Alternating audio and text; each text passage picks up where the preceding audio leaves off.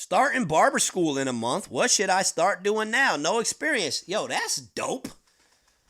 Salute to you. What I'll tell you to do is this.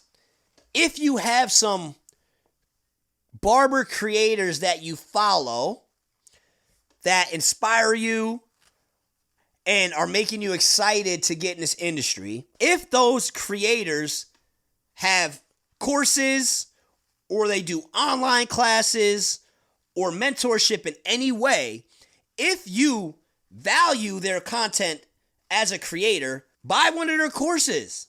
Do a mentorship with them. If you find that these barbers who inspire you are going to be at a barbering event, go to that barbering event. Go there to meet them, to have a conversation with them. And more importantly, go to these barbering events to go to the educational classes and watch the competitions and watch the other barbers showcasing and ask questions. Because here's the thing, you're going to go to barber school, and in most instances, what you're going to learn in that barber school is the things you need to know to pass the state board. That's what you're going to learn in the barber school. What you're not going to learn in the barber school, in most instances, is all the stuff you think you're going to learn in the barber school. For example, when I went to barber school, I thought I was going to learn everything I needed to know to run a barber shop, to build a clientele. I thought I was going to learn how to do every single haircut. I thought I was going to learn everything that I needed to know to be successful as a barber. Guess what?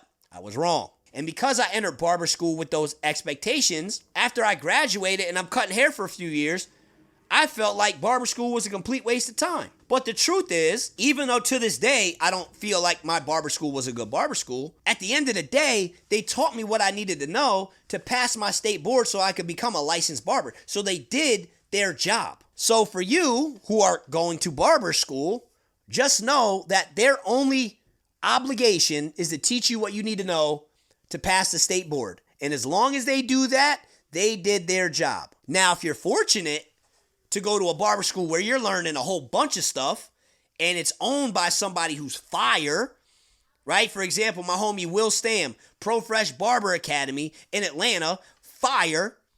He's teaching all types of stuff, right? My homie Donnie Joseph out in South Dakota owns a barber college, teaching a whole bunch of stuff. If you're fortunate to go to a school where you have a dope owner and they're teaching you so much when it comes to barbering, consider yourself blessed. Because a lot of the schools aren't going to teach you all of that stuff. And that's okay, as long as they teach you what you need to know to pass the state board. Now, when you're in barber school, make sure you're taking it serious, man.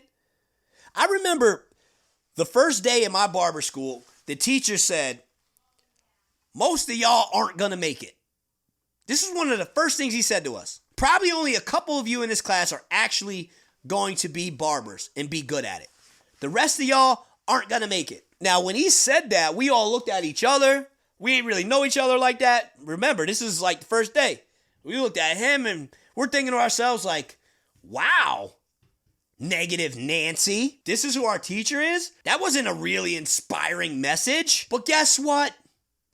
13 years later now, I've been a licensed barber, been a shop owner. When I look back at my class that I went to school with, barber school with, there's only a couple of us that still cut hair to this day. There was only a handful of us who actually even made it in a barbershop. The majority of the people in my class didn't even make it in a barbershop. Never even got their license. So I say all that because when you're going to barber school, take it serious, bro. Do your best to pay attention to whatever it is they're teaching you. If they're asking for a volunteer to do something, volunteer. If there are a few people in the class who seem kind of annoying because they're asking all of the questions and they're just doing the most, hang out with them, bro. Don't hang out with the cool kids who are doing the bare minimum, who think all of it's corny, all of it's stupid. Don't hang out with them because they're going to be the ones that don't make it in this industry. The people that are in the school just to be there, right? They're just there watching the time pass. And as soon as that clock hit, they're out. Don't rock with those people. Be cool with them, sure, right? But don't pick up their bad habits. Bro, when I was in barber school, when I was out of barber school, the day was over and I was home, guess what I was doing late night? I'm watching videos and tutorials. Bro, when I was in barber school, I spent money on a chair so that way I can have a chair in my house. So I can do cuts when I wasn't in barber school. I had friends and family that couldn't make it out to get cut at the barber school. And I will always tell them, come to the school, I got you, I'll cut you. But some of them couldn't make it. So I set up a station in my house so that way on days off and after hours, I can cut people if I needed to. I did my best to take it serious. Did I have moments where I slacked? Could I have went harder? Sure. I sure could. But for the most part, bro, I took it serious when I was there. I had a passion for it. And I knew, at least at that point in my life, that I can't be kicking it with all of these people. I can't, bro. I can't. I'm cool with them, but I can't be picking up their habits. And thank God I didn't. Because like I said, out of my whole class in barber school, there's only a couple of us that still cut to this day that have been able to make this thing a successful career. So take it serious when you're in barber school, man. When you're in school, I'm telling you, do mentorships. You come across people that are offering online academies and courses and stuff like that, sign up for them, bro. Spend the money because what you're going to learn is going to significantly outweigh the amount of money you spend for it. Like, you think about it. I have a little program, a simple program I put together where I'm teaching beginner barbers how to get clients, right?